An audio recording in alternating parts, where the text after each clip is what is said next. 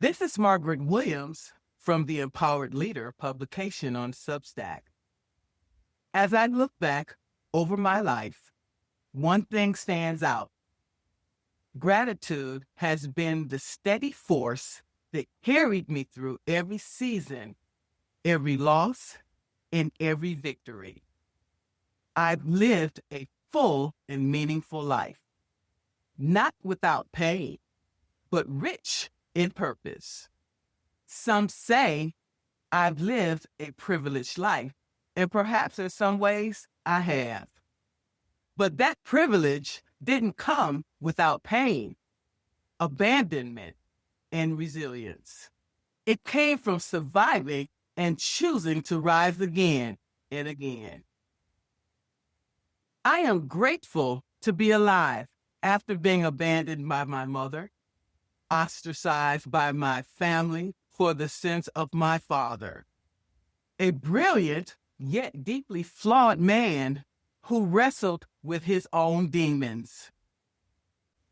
There was violence, there was heartbreak, and yet here I stand, not bitter, but grateful, because those experiences shaped the woman I've become. Resilient, grounded, and unshakably committed to growth.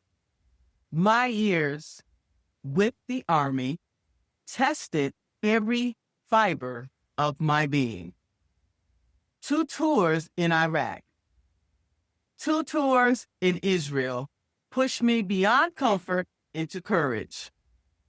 Those years were filled with challenge, intrigue, and adventure, and they opened the world to me. I walked through the streets of Jordan, cruised down the Nile in Egypt, and explored the sacred streets of Greece and the vast landscapes of Africa. One of my fondest memories is visiting the homes of Desmond Tutu and Nelson Mandela in Johannesburg, South Africa.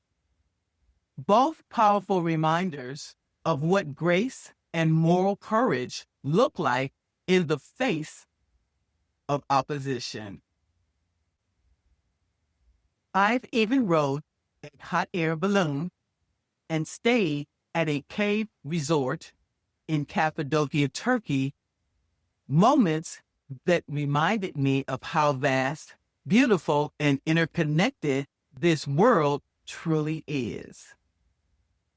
I've never been one for small talk. I crave conversations with depth, the kind that stretches the mind and opens the heart. That desire led me to Substack, people from every background and perspective. Individuals I would never have met under normal circumstances have expanded my mind and healed parts of my heart. With every exchange, I learned that belonging begins within. For years, my heart was guarded, closed off from connection. But when I started to trust myself, to listen to that quiet voice of intuition, everything changed. I began to receive love, opportunities, and alignment in ways I couldn't have ever imagined before. For a long time, I delayed retirement out of fear. Fear of the unknown. Fear of losing my identity. Fear of what came next.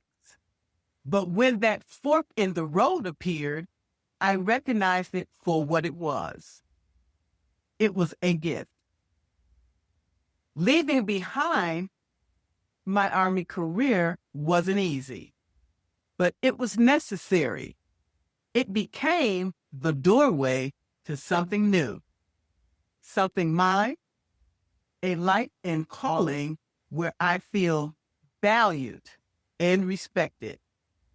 and seeing a space where I can fully be myself, not hidden behind a uniform or title, but standing in my truth, using my voice, and creating something that reflects my journey and my heart.